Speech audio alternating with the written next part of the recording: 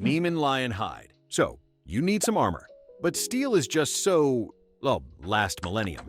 How about wearing something that's literally invincible? Meet Heracles' signature look, the Nemean lion hide. This wasn't your average lion. Its golden fur was completely impenetrable to any mortal weapon. Arrows bounced off, and swords were about as useful as wet noodles. Heracles, realizing his weapons were just annoying the oversized cat, finally took the L, cornered it in its cave, and solved the problem with his bare hands, choking the beast to death. But that created a new problem. How do you skin an unskinnable lion? He tried his sword, a rock, nothing. Then, the goddess Athena, probably tired of watching him struggle, gave him a tip. Use the lion's own claws. Turns out, the only thing sharp enough to cut the hide was the hide itself. By wearing the pelt, Heracles basically became a walking tank, proving that the best defense is literally wearing your enemy. Aegis. Next up, a shield that doesn't just block attacks, it gives your enemies a heart attack. Meet the Aegis, a divine shield or cloak wielded by Zeus and his favorite daughter, Athena. In its early days, it was a terrifying goatskin cloak decorated with golden tassels that could whip up terror. But Athena decided it needed a little more personality. After the hero Perseus managed to defeat the Gorgon Medusa, the snake-haired monster whose gaze turned men to stone, he had a pretty gruesome souvenir, her severed head. Not wanting to let a perfectly good superweapon go to waste, he gifted it to Athena. She promptly mounted it right in the center of the Aegis. This upgraded the shield from a simple defensive tool into the ultimate psychological weapon. Now it didn't just protect her, it actively petrified her enemies on the battlefield. The gods didn't just defeat monsters, they turned their scariest part into an accessory. Hydra poisoned arrows. But Athena wasn't the only one finding creative and, frankly, terrifying uses for monster parts. Heracles is back, and this time he's getting into chemical warfare. His second labor was to kill the Lernaean Hydra, a nine-headed water serpent with poisonous breath and even more toxic blood. After defeating the beast, Heracles had a brilliant and terrifying idea. He dipped all his arrows in the Hydra's venomous blood. This instantly upgraded his arsenal to low-key war crime status. The slightest scratch from one of these arrowheads meant an incurable, agonizing death. There was no antidote. This was a one-hit kill cheat code. But the poison was so potent that it was completely uncontrollable. He accidentally killed his friend, the centaur Pholus, with one, and years later, a cloak tainted with that same Hydra blood caused Heracles such unbearable pain that he chose to end his own life. It's a classic story of a hero wielding a power so great it can't be contained. Falcon Cloak. Not all gear made from divine beasts is for smashing things. Sometimes you just need to get from point A to point B without hitting traffic. In Norse mythology, the goddess Freya owned the ultimate travel accessory, a magical cloak made of falcon feathers. This wasn't just high-end fashion. Anyone who wore it could literally transform into a falcon and fly between the nine realms at incredible speeds. Talk about the ultimate flyover state. And Freya was surprisingly chill about her magical coat. When Thor's hammer Mjolnir was stolen, Loki went straight to Freya, who let him borrow it like it was her car keys. Loki put on the cloak, zipped over to the land of the giants, and sorted things out. It was power as freedom, speed, and the ability to see the world from a completely different perspective. Shoe-cottle. What's better than a weapon made of a serpent? A weapon that is a serpent.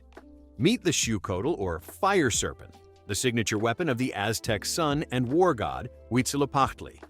This wasn't a sword named after a snake or a whip made from its spine. It was a literal divine fire-breathing serpent that Huitzilopochtli wielded, like a club or a javelin.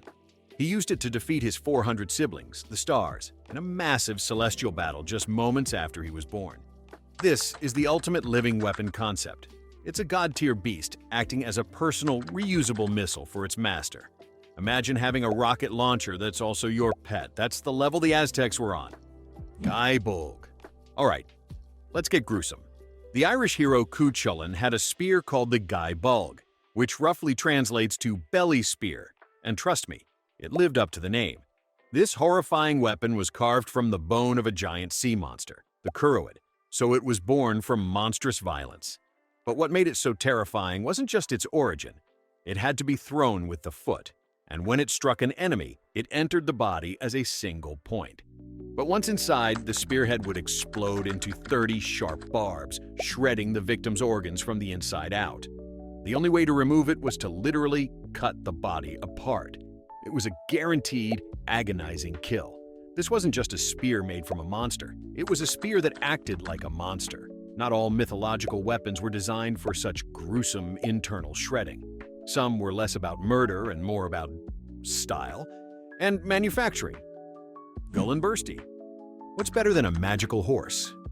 How about a magical, living, glowing boar that you can ride into battle? Meet Gullinbursty or Golden Bristles.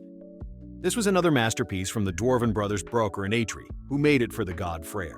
They didn't breed it, they manufactured it.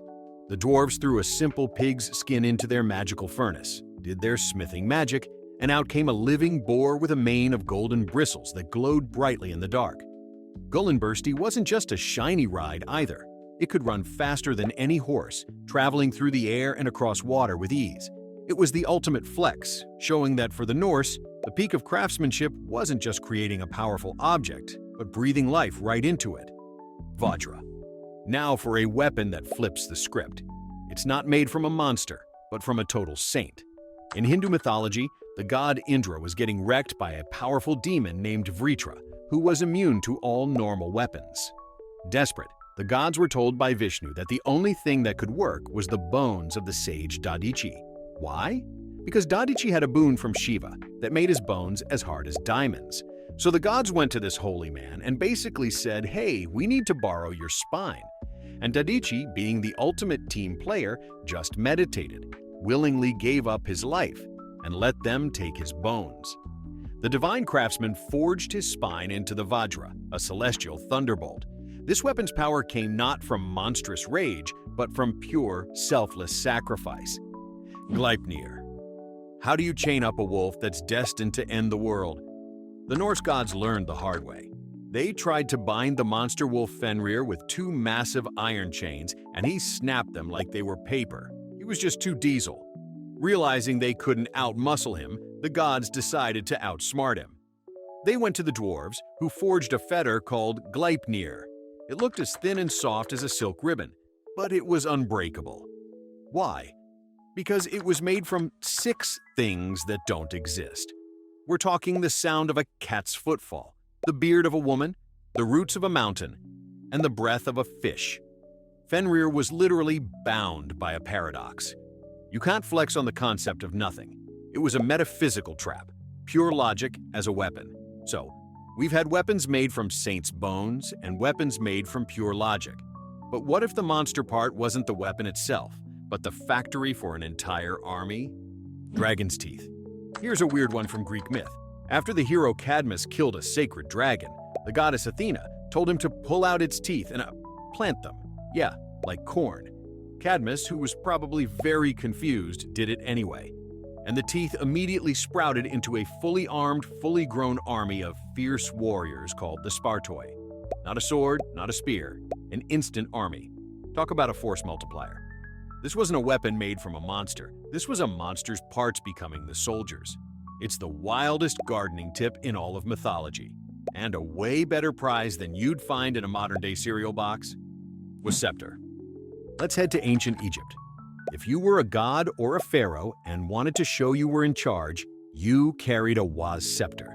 It was a long staff with a forked base, and it was the ultimate symbol of power and dominion. The interesting part is the top, which was carved into the head of a bizarre and mysterious creature known as the Set animal.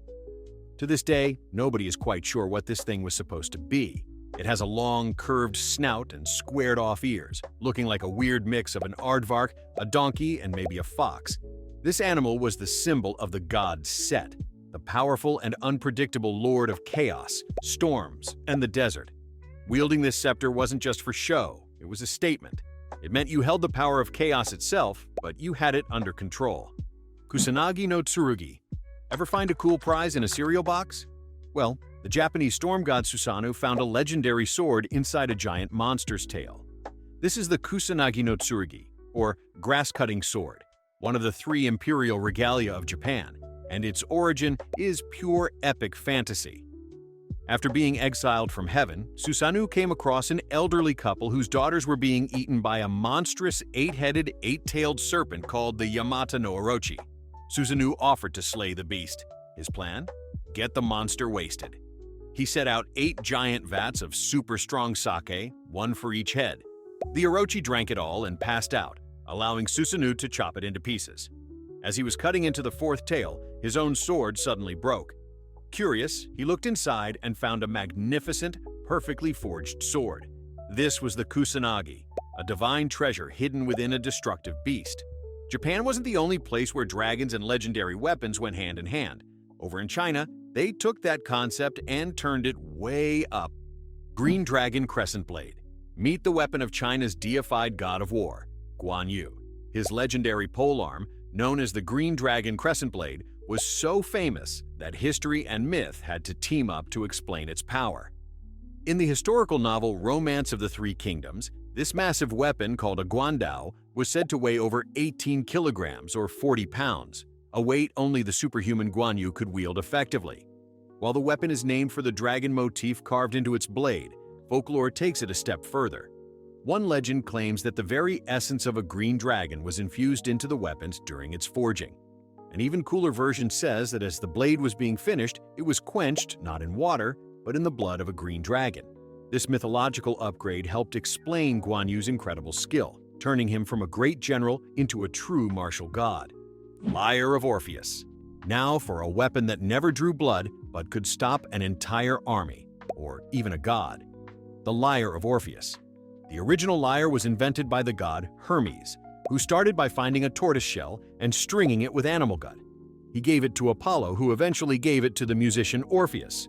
And Orpheus was on another level. This wasn't a weapon for hitting people. It was the original hunting horn. He played music so beautiful it could charm wild beasts, make trees dance, and stop enemies in their tracks. He even played it in the underworld and convinced Hades, the god of death, to release a soul. That's not just talent. That's divine power. It proved that the right vibe can be more powerful than any spear. It's the OG sonic weapon. Jinjiaojian. Why forge a weapon to look like a dragon or quench it in dragon blood when the dragons can just be the weapon? From the 16th century Chinese epic Investiture of the Gods, we get the Jinjiaojian, or the scissors of the golden scaly dragons. This is one of the most literal interpretations of a beast weapon you'll ever find. It wasn't forged from dragon bone or anything like that. It was a pair of magical shears literally formed by 2 living, golden, scaly dragons intertwined with each other. When used in battle, this formidable weapon would fly through the air and, with a single snip, effortlessly clip enemies in 2. Imagine being on the battlefield and seeing a pair of golden dragons flying at you. That's a whole new level of death from above. 9 Dragon Divine Fire Cover. Also from Investiture of the Gods, this is less a weapon and more a portable apocalypse. Meet the 9 Dragon Divine Fire Cover. It was a powerful treasure given to the boy warrior god Neja. On the surface, it looked like a simple coverlet or sash, nothing special. But when its power was invoked, it was anything but simple. This artifact would unleash 9 ferocious, fire-breathing dragons that would swarm and completely incinerate its target in a vortex of divine flame. Neja used it to literally reduce his rival to ash. It's a weapon that represents the idea of canned fury. The power isn't in the object, but in the overwhelming primal force it contains. The wielder is just holding the key to the dragon's cage. This whole idea, hunting a powerful beast, taking its parts, and turning its strength into your own, it's a core human story, and it's alive and well today, especially in video games. The Jawblade. The entire premise of the Monster Hunter series is to hunt massive beasts and turn their parts into even bigger weapons and cooler armor. And there's no better example of this than one of the most iconic starter weapons, the Jawblade. It's a great sword, which is just a ridiculously oversized slab of metal, and it's made from the sharpened jawbone of a giant land-dwelling monster. It's simple, it's brutal, and it perfectly communicates the core gameplay loop. You are what you slay. It's the first taste of a power fantasy that has defined mythology for thousands of years. You defeat a powerful creature, and you literally take its strength, in this case, its bite, and make it your own. Rathalos Arsenal. You can't talk about Monster Hunter without mentioning its fiery poster boy, the Rathalos. Known as the King of the Skies, this fire-breathing wyvern has been the target of hunters for 2 decades. Why? Because its parts make some of the coolest and most effective fire element gear in the franchise. From the Red Wing Great Sword to the Corona Sword and Shield, almost every single part of a Rathalos can be repurposed. Its scales become iconic red armor, its wings are forged into blades, and its internal flame sac provides the fire element that makes the weapons glow. Defeating a Rathalos and crafting its gear is a total rite of passage for players, allowing them to walk around looking like a draconic knight, wearing the power of the very beast they just took down. Thunder Fury. This is the original viral weapon from World of Warcraft. If you were online in the early 2000s, you definitely heard people spamming its name in chat. Thunder Fury, Blessed Blade of the Windseeker. It was a legendary, lightning-wreathed sword that every single player dreamed of. But you couldn't just find it.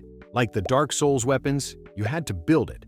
This meant going on an epic quest to get 2 ultra-rare metaphysical drops from 2 different elemental gods, the Bindings of the Windseeker from one and the Essence of the Fire Lord from another. You were literally taking the souls of 2 defeated elemental lords and binding them into a single epic blade. It's the boss soul idea on a massive scale, and it was the ultimate server-wide flex. Moonlight Butterfly Horn. The Dark Souls series takes this whole concept to a more metaphysical level. You don't just carve up a monster's body, you forge a weapon from its very soul. After you defeat the beautiful and ethereal Moonlight Butterfly, a creature of pure magic floating in a ruined forest, you obtain its soul. Take that soul to the giant blacksmith, and he can forge it into the Moonlight Butterfly Horn. This weapon is a delicate-looking spear that glows with a soft light and deals pure magic damage. It's not made of flesh, bone, or hide, but from the very essence of a magical being. It's a perfect example of how the game translates a creature's nature directly into the function of the weapon derived from it. Great Sword of Artorias. And then there's maybe the most legendary weapon in the entire franchise, the Great Sword of Artorias. This one is forged from the soul of Sif, the Great Grey Wolf. Sif is not just a monster. It's a noble and tragic character, a giant wolf who faithfully guards the grave of its long-dead master, Knight Artorias. To get the soul, you have to defeat this loyal beast in one of the most emotionally charged boss fights in gaming. When you forge the sword, you create a weapon imbued with that story of loyalty, sorrow, and honor. It even deals extra damage to dark, abyssal enemies, just as Artorias himself did. The weapon isn't just a tool with good stats. It's a piece of narrative, a continuation of Sif's legacy that carries immense emotional weight. But all this talk about monster part weapons means we also have to clear up some famous misconceptions. Let's get into the bonus round, the actually no list. Blades of Chaos. Everyone knows Kratos' iconic Blades of Chaos from God of War. They're fiery, they're chained to his arms, and they look totally monstrous. So they must be made from a beast, right? Wrong.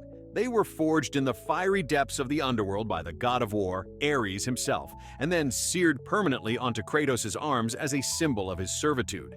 They're 100% divine in origin, not bestial. So, while they're definitely awesome, they don't make this list. They're a symbol of a bad contract, not a successful monster hunt. Gram, the Dragon Slayer. Sometimes a weapon is famous not for what it's made of, but for what it did. Gram was the legendary sword from the Norse Volsunga saga, wielded by the hero Sigurd.